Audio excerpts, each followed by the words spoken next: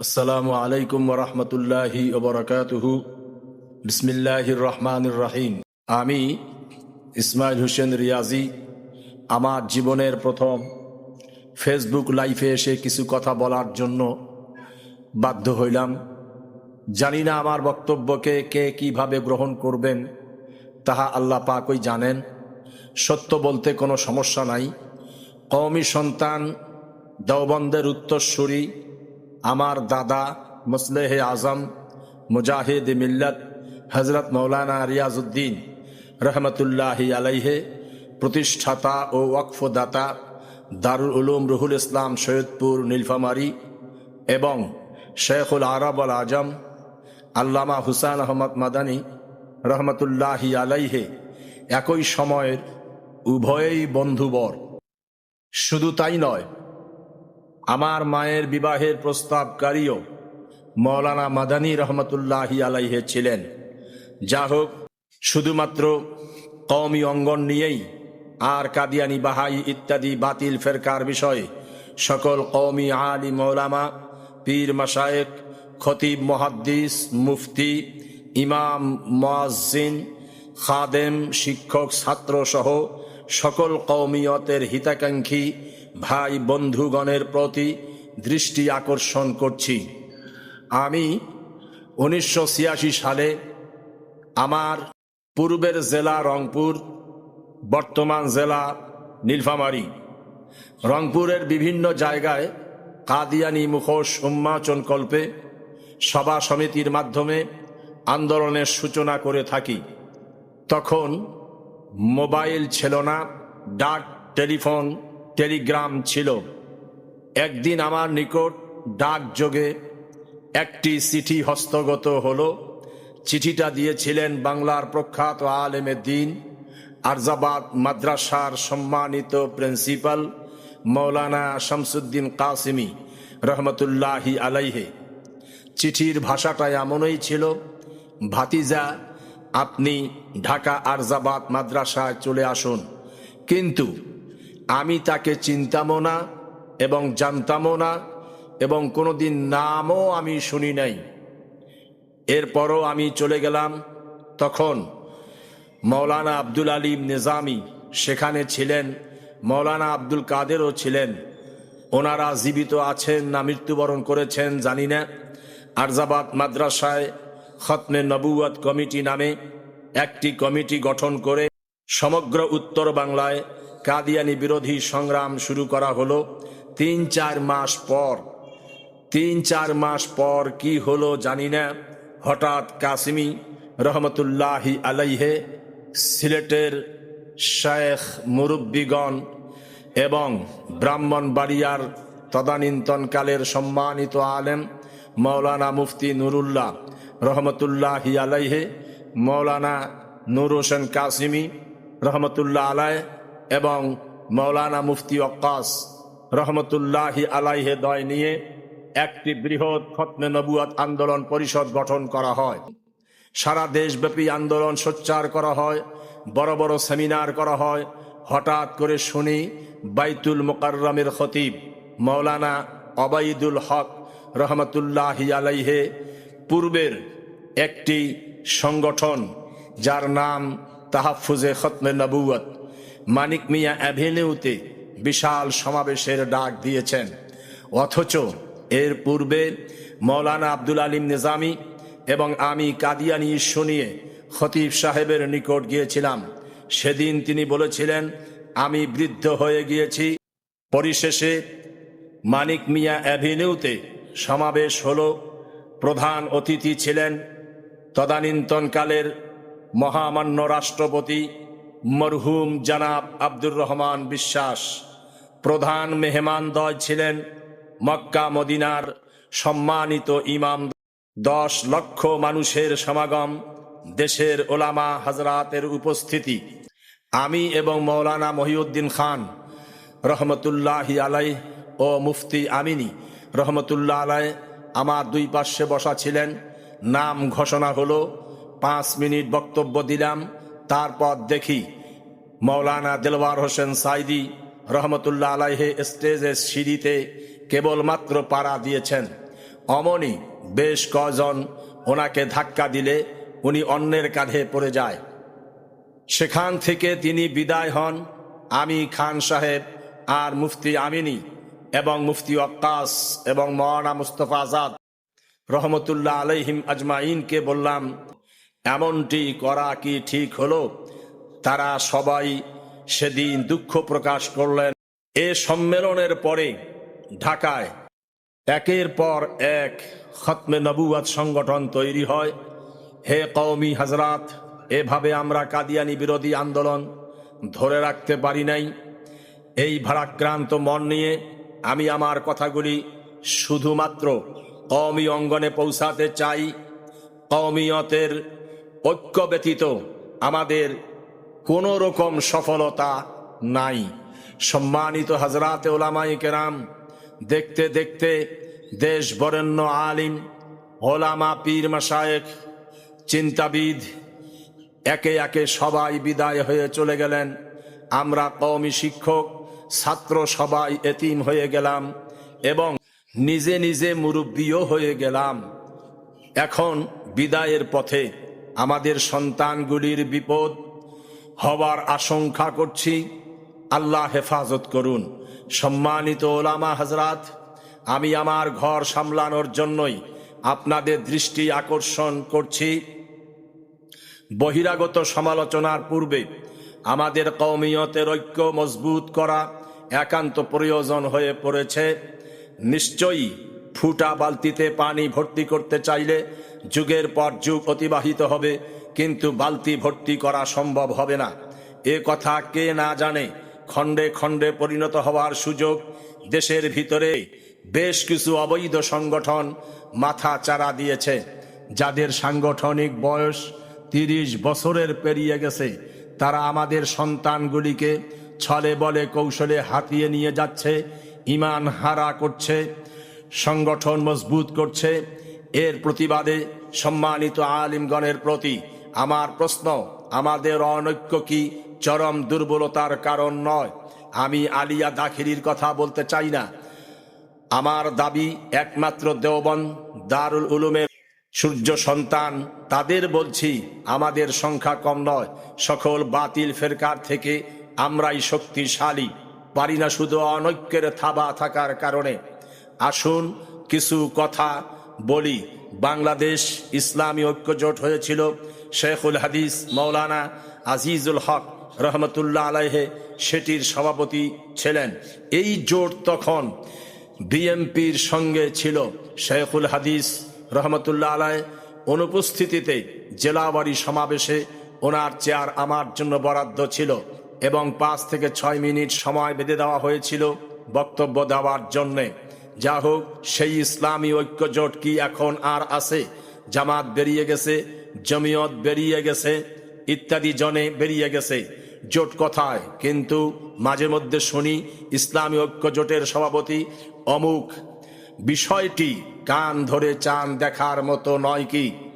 হেফাজতে ইসলাম কোনো রাজনৈতিক দল নয়, কিন্তু সময় সময় হেফাজতের মঞ্চ থেকে রাজনৈতিক ভাষার গরম গরম বক্তব্য শোনা যায়। দেশের মানুষ মনে করে হেফাজতও একটি রাজনৈতিক দল। কখনোই নয়। হেফাজত ভোটের দল নয়, হেফাজত দুনিয়াবি কোনো দল নয়, হেফাজত মানুষের কোনো মাতলামির দল নয়। হেফাজত হলো ইমান আকিদার দল, ইমান আকিদার প্রশ্নের দল, ঐতিহাসিক 13 দফার দাবি আদায়ের দল। এই হেফাজতের মতানৈক্যের কোনো প্রশ্নই আসার কথা নয়। দুনিয়া জানে বাতিলের বিরুদ্ধে একমাত্র ভারতবর্ষে দেওবন্দি ওলামা ও তার সহযোগীগণেরাই চূড়ান্ত ভূমিকা রেখেছে। পাকিস্তানে ঐক্যের ভিত্তি শক্ত ও 10,000 মুসলমানের শাহাদাতের বিনিময়ে কাদিয়ানীদেরকে অমুসলিম ঘোষণা করা হয়েছে। বাংলাদেশেও ওলামা হাজরাতের ঐক্যের ভিত্তিতে মজবুতের মাধ্যমে কোনো একটা কিছু করা সহজ হবে বলে আমি মনে করি। তা না হলে খণ্ডে খণ্ডে গলা ফাটাইয়া মঞ্চ কাঁপাইয়া বাহবা নেওয়া ছাড়া আর কিছুই নয়। আমার ছোট্ট মনে সাক্ষী দেয়, আমাদের দ্বারায় কোনো কিছু করা আশা করা যায় না। এটাই যদি সত্য হয়, তাহলে আমাদের সন্তানেরা কোন ফেরকায় গিয়ে ধাক্কা খাবে সেটা আর বুঝতে কারো বাকি হচ্ছে না। ইতিমধ্যে আমরা দেখতে পাচ্ছি বেচাকেনা হওয়া শুরু হয়ে গেছে এবং তাদের দিয়ে কওমি অঙ্গনের সন্তানেরা পিতা অস্বীকার করার মতো জঘন্য হুমকির সম্মুখীন হতে যাচ্ছে। অথচ বাংলাদেশে যে পরিমাণ কওমি মাদ্রাসা, আলেম, হাফেজ, কারি, খতিব, বক্তা, ইমাম, মুয়াজ্জিন আছে, নিশ্চয়ই অন্যদিকে কওমি আলেমের থেকে বাংলাদেশে বড় বড় আলেম আর কে আছে? এতগুলি মুহাদ্দিস, মুফতি, মুকাররির, শায়েখ জাতিকে কে উপহার দিতে পেরেছে? আহা, শুধু ঐক্যের অভাবে আমাদের পিছনে শত্রু হাতে তালি দিচ্ছে, মনে হয় যেন ইসলাম খেল তামাশায় পরিণত হয়েছে। নাউজুবিল্লাহি মিন যালিক। আমি সকল আলিম ওলামার দৃষ্টি আকর্ষণ করছি, বুঝার জন্য বলছি, যেহেতু ইসলামী রাজনৈতিক দল অনেকগুলি আছে, দলীয় মতানৈক্য থাকতে পারে, কিন্তু আকীদার বেলায় কিসের স্বার্থে মতানৈক্য? সংক্ষেপে একটি দৃষ্টান্ত পেশ করছি। জামাতে নামাজ পড়ার সময় একজন ইমাম, নামাজ শেষে বহু ইমাম, যেহেতু রাজনীতির একটা চরিত্র আছে, কিন্তু আকীদা রক্ষার বেলায় খণ্ড খণ্ড আন্দোলন করা মানে মুসলিম জাতির সাথে প্রতারণা করার মতো নয় কি? আমার বেয়াদবি ক্ষমা করবেন। আমি কওমি সন্তানদের ভবিষ্যৎ রক্ষার স্বার্থে লাইফে এসে কথা বলছি। মাঝে মধ্যে শেখুল হাদিস মাওলানা শেখ মুজিবুর রহমানের সাথে পরামর্শ করে থাকি। আমার ব্যথিত কথাগুলি তার সামনে ব্যক্ত করে থাকি। ইসলামী দলে অন্তর্ভুক্ত প্রতিটি দল নিজ নিজ দলের স্বার্থে সেমিনার, সাংবাদিক সম্মেলন, মিছিল, মিটিং ইত্যাদি বহুত কিছু করছে। অর্থাৎ দৈনন্দিন একটা না একটা কর্মসূচি লেগেই আছে। আর আকীদা রক্ষার ব্যাপারে 2-4 বছর পরে রাজধানীতে হইচই করে একটা সমাবেশের মাধ্যমে কেচ্ছা শেষ হতে পারে না।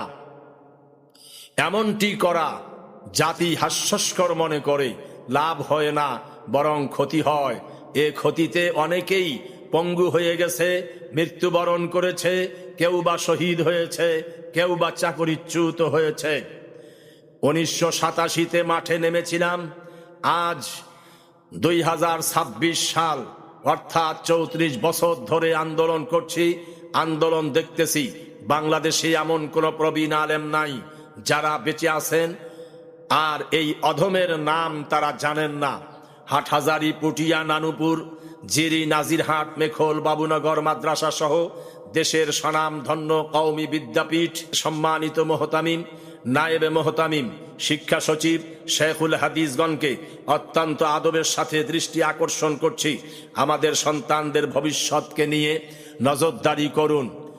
দেখুন, আজকে আমাদের বেশ কিছু শায়েখ এখনো হায়াতে আছেন। তাদের ছত্র ছায়ায় দেশের লক্ষ লক্ষ আলিম ও শিক্ষার্থী রয়েছে এবং বৃহৎ শক্তিকে উপেক্ষা করে বেয়াদব একটা ভুয়া সংগঠন ইমাম কিনা চ্যালেঞ্জ দিয়ে বাংলাদেশকে চাকচক্কর দেখাচ্ছে। যুব সমাজের মধ্যে আলেমদের প্রতি ঘৃণাবোধ সৃষ্টি করছে। তার বিষয়ে দেশের সকল আলিম ওলামা অবগত। কয়েকদিন মাত্র হয় নোয়াখালী কলেজ মাঠে একটা সমাবেশ হয়েছে। সেই সমাবেশে হিজবুত তৌহিদ নামের এই ভুয়া সংগঠন, এই বেয়াদব সংগঠনকে নিষিদ্ধ করা অগ্নিঝরা বক্তব্য একের পর এক চলতেছিল। কিন্তু শতাধিক বক্তাগণের মধ্যে একজনেই শুধু ব্যথিত বক্তব্য দিয়েছিলেন, চরমনাইর নায়েবে আমির মুফতি ফয়জুল করিম পীর সাহেব। তার কথা আমার নিকট শতভাগ সত্য বলে মনে হয়েছে। সম্ভাব্য ওই দিনই সাংবাদিক সম্মেলন করে ভুয়া ইমাম, পুরুষ নারী দিয়ে মিছিল, মিটিং, বক্তব্য দেওয়ায় প্রশ্ন হচ্ছে নোয়াখালীর তৌহিদি জনতা আর অগ্নিঝরা বক্তাগণ, নিশ্চয়ই আপনারা এই ভুয়া ইমামের কর্মসূচি দেখেছেন। এজন্য পীর সাহেবের ব্যথিত বক্তব্য আমার নিকট শতভাগ সত্য বলে মনে হয়েছে।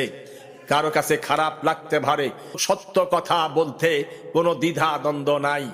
লক্ষ্য করুন, কাদিয়ানি বিরোধী সংগ্রাম যুগ যুগ ধরে হয়ে আসছে, কিন্তু কাদিয়ানিরা আলেমদেরকে ধর্ম ব্যবসায়ী, ধান্দাবাজ, বলৎকার, কুৎসিত ভাষা বলে বক্তব্য দেন নাই। আর এই ভণ্ড দাঁত কামড়াইয়া লাফায় লাফায় বক্তব্য দিচ্ছে এই আলেম ওলামার দেশে। সে কে? সে কি মুহাদ্দিস, কারি, মুফতি, মুবাল্লিগ, মুকাররির? সে কি? সে কোন আলেম না সে একটা মূর্খ? আমার কাছে সে একটা গণ্ড মূর্খ। এখনো কি উলামায়ে কেরাম ঐক্যের বন্ধনে আবদ্ধ হবেন না? সে যত সাহস আর হামতাম দেখাইতেছে এটা আমাদের অনৈক্যের কারণে, এছাড়া তার কোনো কারামতি নাই। সালমান রুশদি, তসলিমা নাসরিনের বিতাড়িত হওয়ার ঘটনা কে না জানে? ওদের মতো আরো যারা ভণ্ডামি করেছে আলেম ওলামা দিনদার ইমানদারদের মোকাবেলায়, তারা তো টিকতেই পারে নাই।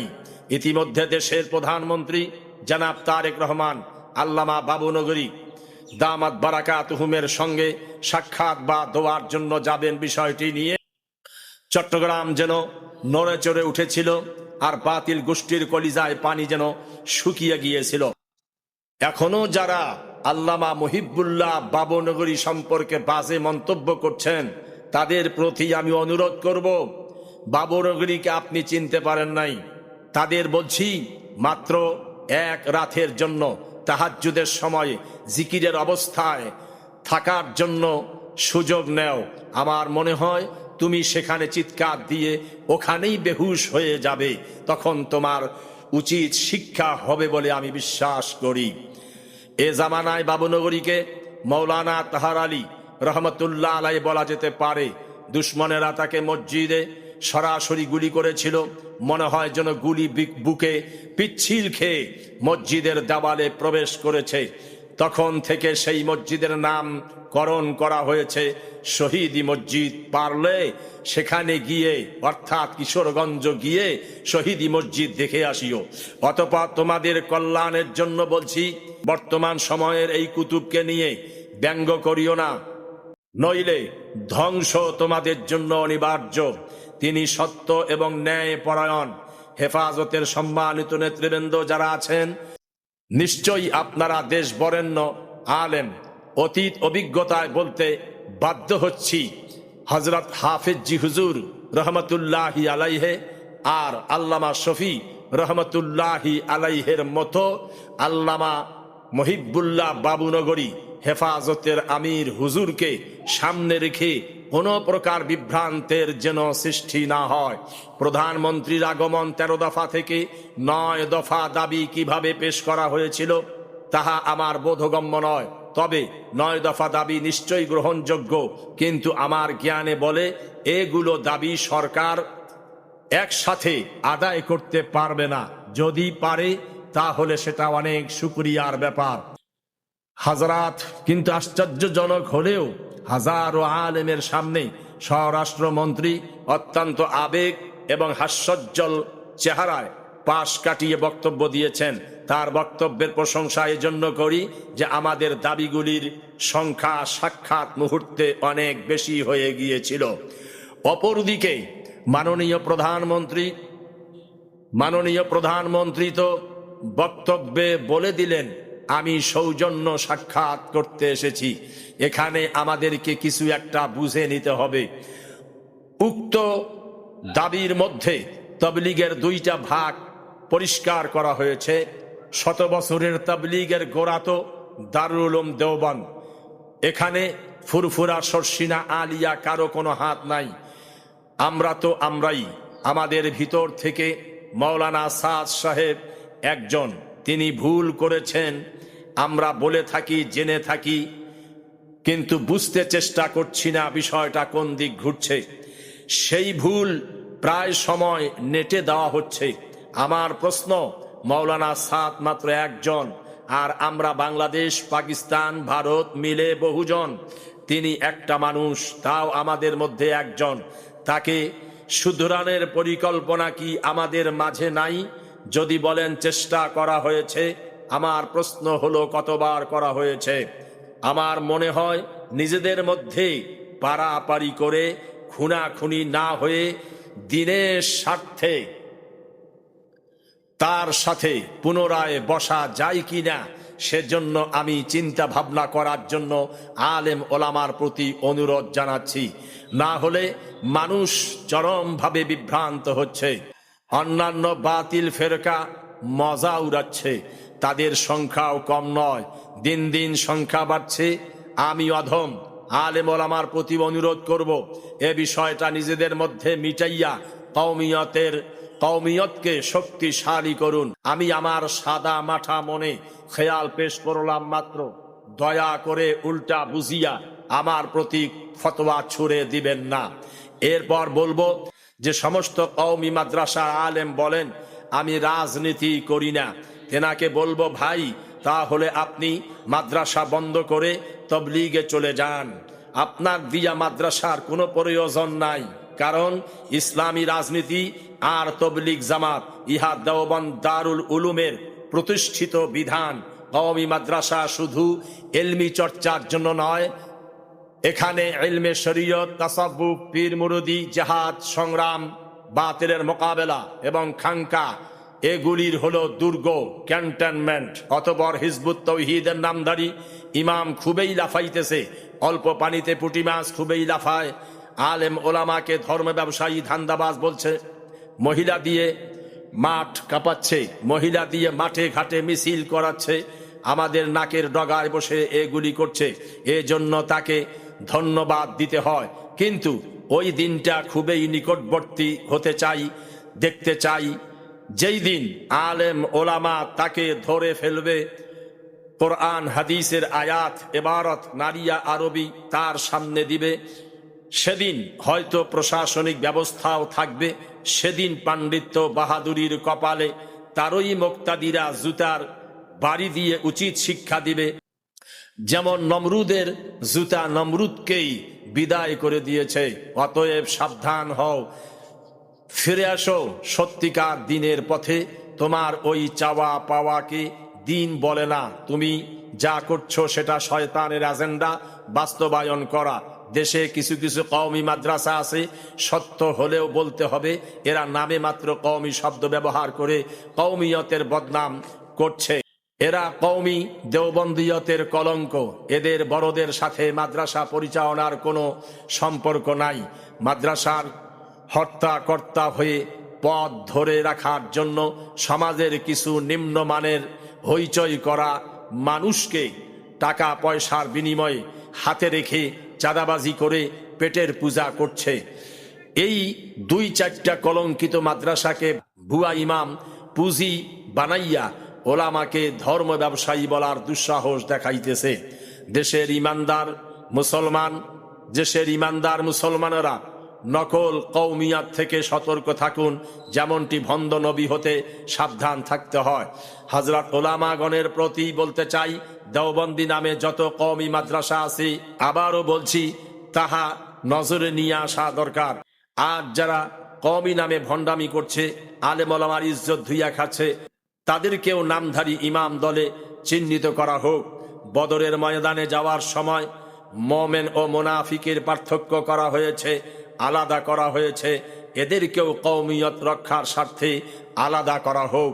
সম্মানিত ওলামায়ে কেরাম, আরজাবাদ মাদ্রাসার মোহতামিম, অন্যান্য মাদ্রাসার যুব শ্রেণীর মোহতামিমগণ মিছিল মিটিংয়ের কর্মসূচি আপাতত বন্ধ রেখে ঐক্যের কর্মসূচির ডাক ঢাকায় তলব করেন। তারপর ঢাকায় 2 দিনের উল্লেখযোগ্য কর্মসূচি দেন। বেশি দফা নয়, মাত্র গ্রহণযোগ্য 2 দফা দিয়ে তারিখ ঘোষণা দেন। টঙ্গী, কমলাপুর, মিরপুর, গাবতলী, সদরঘাট ইত্যাদি প্রতি সেক্টরে 2 লক্ষ মানুষের সমাবেশ করা হোক। দাবি আদায় না হওয়া পর্যন্ত সমস্ত সেক্টর ব্লক থাকবে ইনশাআল্লাহ। 2 দিনে প্রধানমন্ত্রীর বাবুনগরের সাক্ষাৎ কার্যকর হবে, অর্থাৎ দাবি মানতে সরকার অপারগ হবে। আর যদি তা সম্ভব না হয়, তাহলে একজন একভাবে গলা ফাটাইয়া চিৎকার করলে সে নিজেই ভাইরাল হবে। ইসলামের কোনো উপকার হবে না, ব্যক্তিগত পরিচয় সে লাভ করবে, ইসলাম ও জাতির কোনো কল্যাণ হবে না। সে তো তৈরি করা মঞ্চ ও সমাগম পাইয়া নিজের উন্নতি করে ফেলল। পরবর্তীতে সে তার ওয়াজের মিশন নিয়ে বিরাট কিছু হয়ে গেল। এদিকে আন্দোলন, বিপ্লব, সমাবেশ, মিছিল, মিটিং সব ভাটা পড়ে গেল। বিষয়গুলি অনেকের মনে ধাক্কা দিলেও মনে হয় একটু কষ্ট নিয়ে হলেও আমার কথাগুলি বুঝতে চেষ্টা করুন। যাহা বললাম তাহা যুগ যুগ ধরে চলে আসছে কিনা একটু চিন্তা করুন। আমি এই বক্তব্য দেওয়ার পর অপেক্ষায় থাকব আমার পরিচিত অপরিচিত শায়েখ মাশায়েখ গণের পক্ষ থেকে শেষবারে ডাক আসে কিনা। যেভাবে চিঠি দিয়ে ডেকেছিলেন বাংলার বীর পুরুষ, সকল বাতিল মতবাদের আতঙ্ক, আপোষহীন ব্যক্তিত্ব, মজলুম নেতা, ইসলামী চিন্তাবিদ, অগ্নি ঝরা আলোচক, আরজাবাদ মাদ্রাসার সুযোগ্য সফল পরিচালক আল্লামা শামসুদ্দিন কাসিমি রহমতুল্লাহি আলাইহে। এরপরও কোনো সারা শব্দ বা উদ্বেগ কাহারও পক্ষ থেকে যদি না আসে, তাহলে বলবো যোগ্য পিতার যোগ্য 3 সন্তান মৌলানা বাহাউদ্দিন জাকারিয়া মোহতামিম আরজাবাদ, মৌলানা ফাহাদ শিক্ষক আরজাবাদ মাদ্রাসা, মৌলানা ফাহিম, তোমরা পিতার উত্তরসূরি হয়ে কর্মসূচি হাতে নিয়ে দেশে বাতিলের বিরুদ্ধে একটি চূড়ান্ত বিপ্লব ঘটিয়ে দাও। কাসিমি রহমতুল্লাহ আলাইহের মতো চোখে আঙ্গুল দিয়ে আমাদেরকে জাগ্রত করিয়ে দাও। আল্লাহ রাব্বুল আলামিন কবুল করুন। খোদা হাফিজ। বাংলাদেশ জিন্দাবাদ, বাংলাদেশ কওমিয়ত জিন্দাবাদ।